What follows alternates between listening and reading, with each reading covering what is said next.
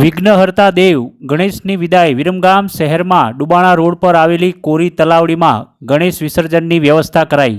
સમગ્ર ભારત વર્ષમાં વિઘ્નહર્તા ગણેશની 10 દિવસની પૂજા અર્ચના અને આરાધના બાદ વિવિધ જગ્યાઓએ હવે પ્રતિમાનું વિસર્જન કરવામાં આવી રહ્યું છે। ત્યારે વિરમગામમાં પણ શહેરમાં વિવિધ જગ્યાઓએ સાર્વજનિક ગણેશોત્સવ તેમજ સોસાયટીઓ અને રહેણાંક મકાનમાં વિઘ્નહર્તા ગણેશની સ્થાપના કરવામાં આવી હતી, જેમાં 10 દિવસ પૂજા અર્ચના બાદ આવતીકાલે વિઘ્નહર્તા ગણેશની વિદાયનો સમય છે। ત્યારે વિરમગામ ડુબાણા રોડ પર આવેલી કોરી તલાવડીમાં ગણેશ વિસર્જનની વ્યવસ્થા કરવામાં આવી છે।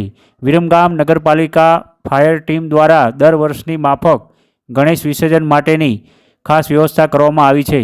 વિરમગામ શહેરમાં મંજૂરી લીધેલા સાર્વજનિક ગણેશ મહોત્સવમાં આશરે 18 થી 20 જેટલા મોટી પ્રતિમાવાળા ગણેશનું વિસર્જન કરવામાં આવશે। ત્યારે બીજી બાજુ ન્યૂ વિરમગામ વિસ્તારમાં પણ માંડર રોડ પર આવેલું તળાવ તેમજ જક્ષી રોડ પર આવેલા તળાવમાં વિસર્જનની વ્યવસ્થા શૈક્ષિક સંસ્થાઓ દ્વારા કરવામાં આવી છે।